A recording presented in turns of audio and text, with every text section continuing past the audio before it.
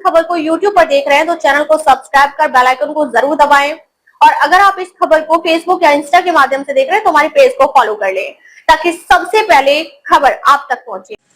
नमस्कार, N24 जिंतूर न्यूजमध्ये आपले स्वागत आहे। मी रहीम शेख। पाहूया आजच्या ताज्या घडामोडी। हजारो मुस्लिम बांधवांची पावसाकरिता प्रार्थना। चिपळूण दिनांक 17 जून पासून पाऊस लांबणीवर पडला आहे। सर्व सजीवांची पाण्यासाठी वाहत होत आहे।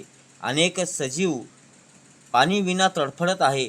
फार गंभीर परिस्थिती निर्माण झाली आहे। याकरिता चिपळूण येथे उत्काळ बायपास रोड इस्तेमा मैदानावर हजारो मुस्लिम एकत्र येऊन मुफ्ती साबिर डांगे यांचे इमामत खाली पाऊस येणे करिता नमाज अदा करण्यात आली आहे। मौलाना सादिक मिस्त्री यांनी आपल्या प्रवचनामधून पवित्र ग्रंथ कुराण व हदीस शरीफ यांचे संदर्भात देऊन पाण्याचे महत्त्व सांगितले। पैगंबर हजरत मोहम्मद सल्लल्लाहु अलैहि वसल्लम यांनी आपण प्रत्येक बाबतीत पाणी कसे किती वापरायचे याचे आदेश दिलेले आहेत। वाहत्या पाण्यात जर वजू करीत असाल तरी दिलेल्या प्रमाणातच पाणी वापरावे असे सांगितले। यामुळे पाण्याचा अपव्यय टाळला पाहिजे। पाण्याच्या प्रत्येक थेंबाचा हिशेब अल्लाहला द्यावायचा आहे। याच अनुषंगाने झाडाचे फार महत्त्व आहे। एक झाड लावून आपण जगविले तर त्या झाडापासून जो सजीव फायदा घेईल व जोपर्यंत घेईल तोपर्यंत त्याचे सदका व पुण्य त्या झाड लावणाऱ्याला व जगवणाऱ्याला मिळत राहणार आहे।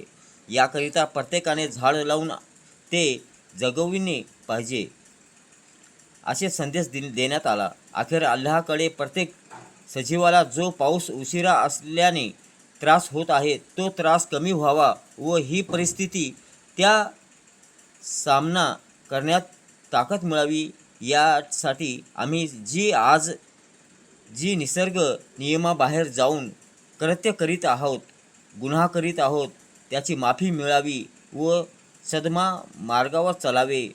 आमच्या गुन्हाला माफी मिळून अल्लाह तालाने जोपर्यंत विलंबना केली आहे तो सुरू व्हावा व संजीवांना राहत मिळावी याकरिता प्रार्थना करण्यात आली आहे। لا إله إلا الله نستغفر الله نسألك الجنة ونعوذ بك من النار لا إله إلا الله نستغفر الله نسألك الجنة ونعوذ بك من النار لا إله إلا الله نستغفر الله نسألك الجنة ونعوذ بك من النار اللهم أمرتنا بدعائك ووعدتنا إجابتك وقد دعوناك كما أمرتنا